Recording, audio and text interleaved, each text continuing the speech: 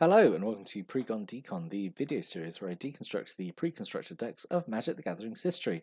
In this video we're going to look at the last Journey Into Nyx intro deck, which is the Wilds and the Deep, which is a green-blue deck. Let's take a look at the deck list. So we've got 24 creatures, 5 enchantments, 3 instants, 2 sorceries, 26 land, mana curve off to the side there. Let's dive in, start taking a look at the cards in the deck. So the foil face rare is Hero's Bane, so 3 in double green for a 0/0.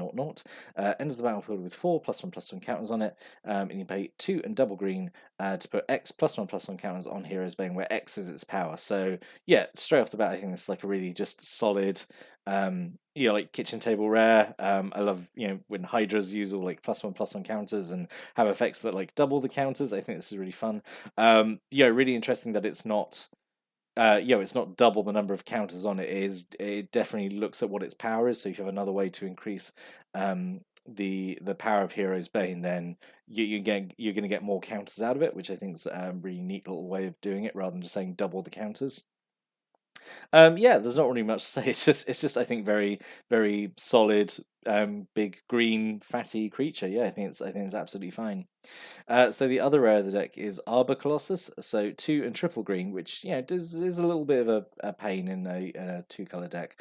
But it's 6/6 with reach and has 3 and triple green, monstrosity 3. So the deck is it's the final monstrosity deck. We've kind of had we had one in red blue, we had one in green red, so now we got one in green blue. So the 3 main monstrosity colors have been covered in every combination.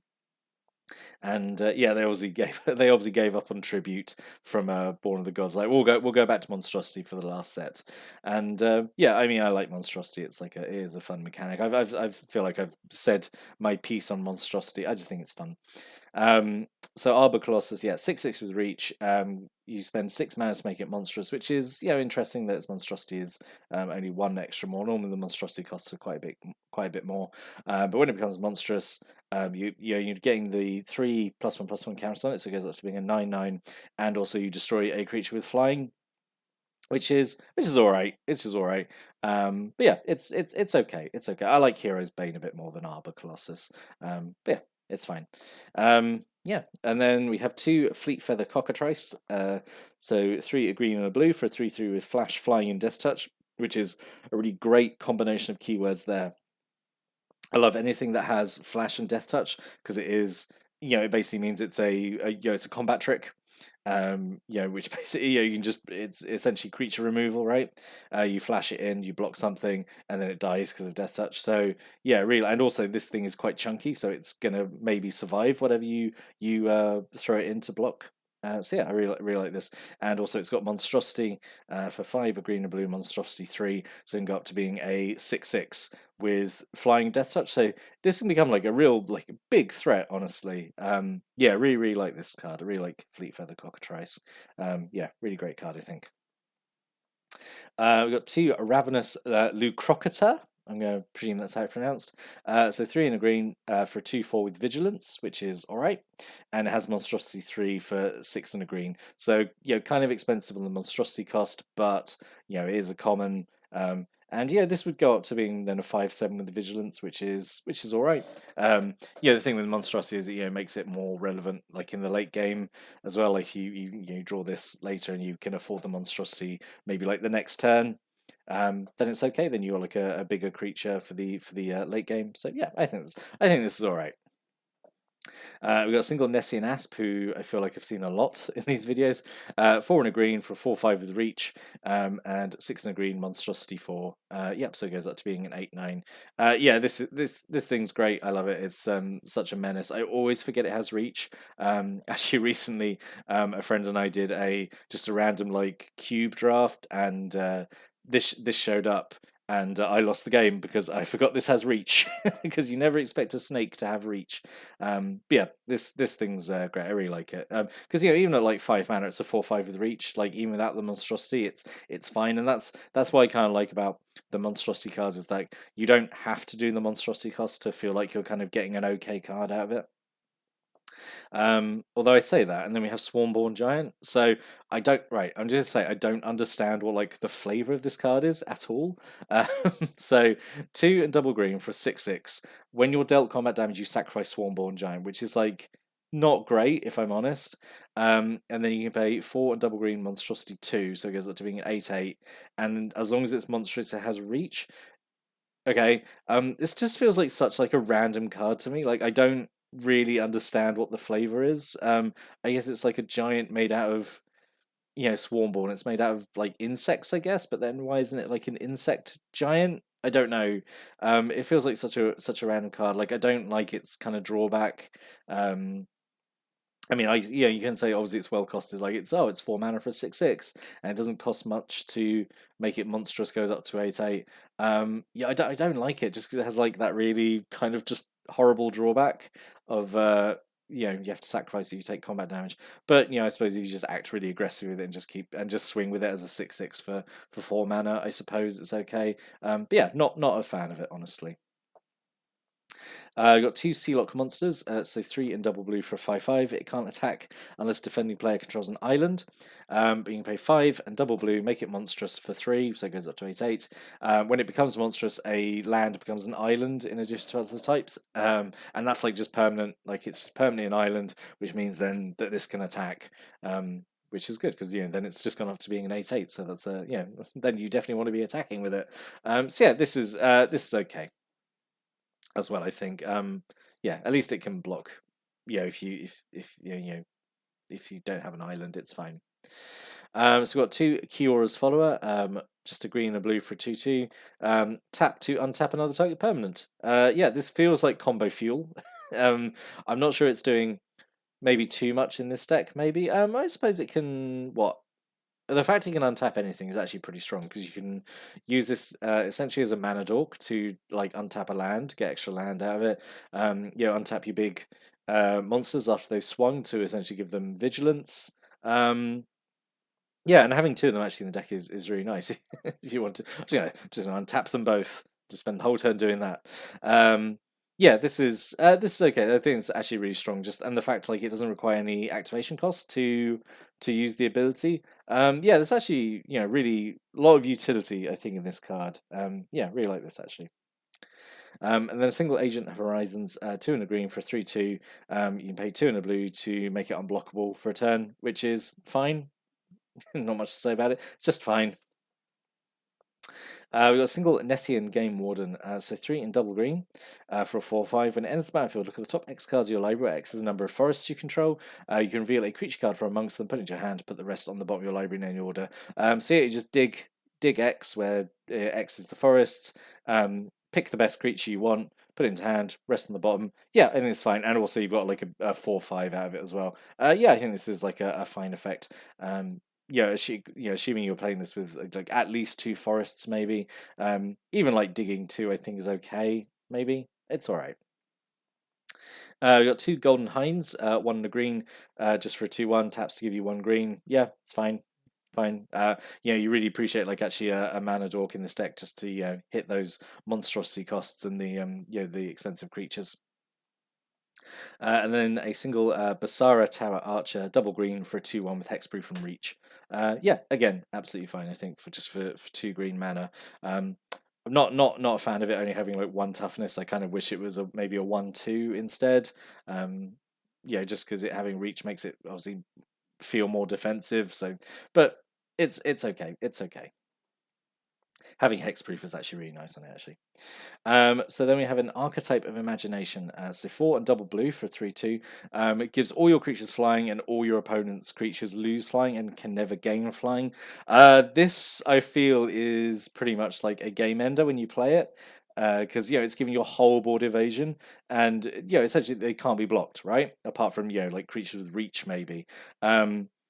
But yeah, like to give you a whole board evasion and take it away from your opponent's side of the board is I think it's really strong, really good at 6 mana, and also it's just a 3/2 anyway. But yeah, if you've got all your monstrous creatures, they've all got +1/+1 counters on them.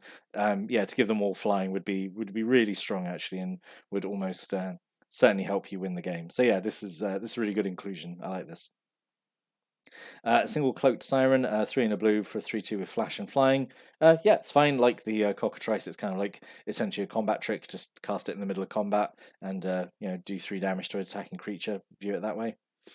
Single Triton Shore Stalker, 1 blue mana just for a 1/1 unblockable. Yep, this is perfectly fine. I like this. And then a single Nessian Courser, just 2 in a green for a 3/3, and 2 Swordway Centaurs, 2 green mana for a 3/2. Yep, just like some cheap vanilla creatures while you're building up to your monstrous creatures. And then moving on to non-creature spells, we've got 2 Font of Fertility, 1 green mana enchantment, and then you pay 1 and a green, sacrifice it. You search your library for a basic land, put it onto the battlefield tap, then shuffle your library. So it's a very roundabout way of doing rampant growth, because it's essentially 1 extra mana over rampant growth, isn't it? But yeah, it's fine. It's fine. It just searches up land, which is what the deck wants to do, so it's okay.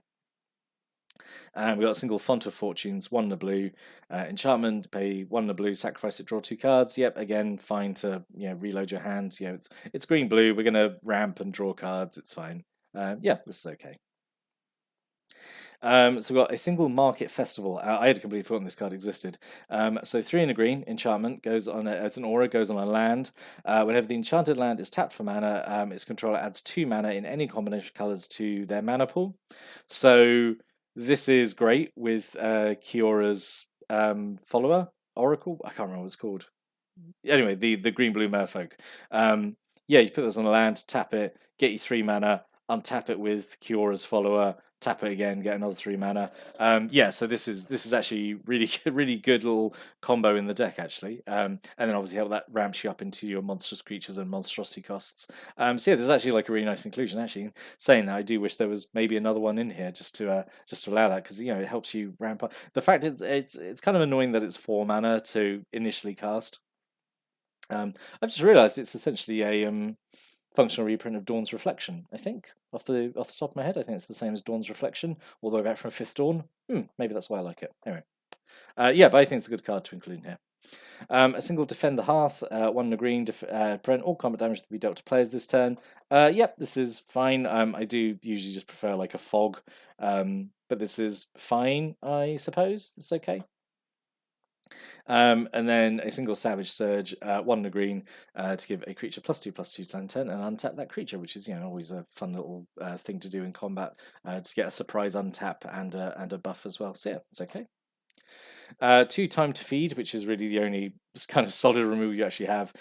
So 2 in a green, choose target creature an opponent controls. When that creature dies this turn, you gain 3 life. Target creature you control fights that creature. That's alright, you want fight effects in here because you've got like big creatures, so sure, yeah, you're pretty much going to win the fight and get a bit of life out of it as well, so that's okay. I think for 3 mana, it's fine. A single Hubris, so 1 and a blue. It's impossible to have a Greek mythology inspired set without a card called Hubris in there. So 1 in a blue, instant. Return type creature and all auras attached to it to their owner's hand. Now, when this first came out, I was like, oh, it's kind of worse than unsummon, right? Or, it's only very specific in your deck, like if you're playing a creature with auras and you want to return to your hand and keep all those auras safe. And I thought, okay, that's that's maybe the use of it. But if you use against an opponent's creature, it's kind of worse because they get to keep all the auras. But there's a very niche application of Hubris, which is so in Theros you've got like some creatures with Bestow, which means you can cast them and they turn into auras that get attached to creatures. And if the creature they're attached to leaves the battlefield, the Bestow creatures hop off and become creatures. But this way, you return. If a creature's got bestow stuff on it, you return that creature and all the things that are bestowed on it back to hand as well. They won't jump off. So very, very niche anti-bestow tech, I suppose. Like 99% of the time, it's just worse unsummon. But yeah, in that one instance when someone's like, I've bestowed 3 cards onto this one creature, and I really hope you'll kill it because then these 3 will all jump off and be creatures. Well, there we go. You got Hubris to deal with it. And you'll have one game where it matters and it'll feel amazing. Yeah. And then a single Thassaziah, just 1 blue mana enchantment. You pay 3 in a blue, you can tap or untap target creature. So it's actually another untap effect, which is pretty good. Oh man, with Kiora's follower, you could... Is there an infinite mana combination here with Kiora's follower and Thassaziah and the Market Festival? I don't think you generate enough for it to be infinite, but Man, that's interesting. So there's a lot of untap effects in here, actually. Yeah, this is pretty good. I like this because it reminds me of the classic like flood card. Just yeah, as a really cheap blue enchantment comes down, and like just as a bit of a mana sink, just to kind of mess up, yeah, like board state and stuff. I like it. And then we've got 15 forests and 11 islands. So let's talk about what could have been. So I'm going to say generally, I think what's in here is okay. But there's definitely, I think, maybe room for a little extra improvement. So I think instead of the Arbor Colossus, I'm not really impressed by the Arbor Colossus. I would have liked to see Hydra Broodmaster because it's got monstrosity. It fits in with the deck. So 4 and double green for a 7/7. So like just right off the bat, like it's 6 mana for a 7/7, which is like really solid anyway. It's just a big creature anyway. But it has monstrosity, so XX green. And when it becomes monstrous, you make XX green Hydra creature tokens. So, so you know, if you pay essentially 6 mana, so oh god, my toolbar's come up. That's annoying. But yeah, if you say sink 6, 6 mana into X, so like 2 lots of 3, then it makes 3/3 Hydras, which would be pretty good. And you'd be able to do that, you know, essentially next turn, assuming a land drop. So yeah, I think this would have been like a really fun rare to include instead of the Arbor Colossus, who honestly feels like a little underwhelming to me, honestly. Yeah. And then other cards, Horizon Chimera I thought been okay. Just 2 green and blue for 3/2 with flash, flying, and trample. So again, like a really nice like mix of keywords there. And whenever you draw a card, you gain life, which is which is absolutely fine. The effect again, it's such like an innocent effect, but again, it'll be one of these things where the game goes on and like like no one deals with it, and you've gained like sort of 6 or 7 life because people just don't pay attention to it or something. And also, yeah, it's like a fairly decent creature anyway because it's flying and trample, so decent in the air. So it would have been nice to have one of these. And also Solidarity of Heroes, to double +1/+1 counters on creatures. Like you're playing like a low monstrosity creatures who get +1/+1 counters on them. Why not have Solidarity of Heroes in here? So instant speed to double their counters. I think that would have been a really nice inclusion. Just one of these, I think, would have been pretty good. But yeah, that's just my thoughts on maybe what could have been. So in summary, what it's green blue, it's monstrosity. I like both those things. So I personally like this deck. I don't. It's tough to say out of the 3 like monstrosity decks, and I suppose if you want to include like the tribute deck as well, which of these I like the most. I think I still like the Blazing Beasts of Myth one from Theros, like the first set. I think I like that the most maybe out of all these monstrosity decks, but I do like they all feel a bit different, because that one was pure like aggro, and then you had the manipulative monstrosities, which was the red blue one, and that was kind of like more like control-y because it was like blue red bouncy burn, and you just had like a few big creatures. And this one is like leaning more into like what green blue does well, which is like a lot of ramp and sort of untapped shenanigans. I think actually I didn't realize actually how many sort of potential shenanigans there are in this deck. So I like them all. Yeah, I think I like the red green one like a little bit more, but it is very close. This one I think is probably my second favorite. But again, it is very close. But what are your thoughts on this deck? Like, any thoughts or stories or comments, opinions about the deck or any of the cards in it? Stick a comment below, and I'll give that a read. But we are now done with Theros block, and we are now done with season 4. And it's weird that for the third season in a row, we're ending on a green blue deck, which is very, very weird. Just how it works out, I suppose. So we're done with season 4. We're done with looking at the decks. So the next video is going to be my kind of end of season rundown. We'll look at like the top 5 and the bottom 5, just kind of talk about what's going to be coming up in the next season.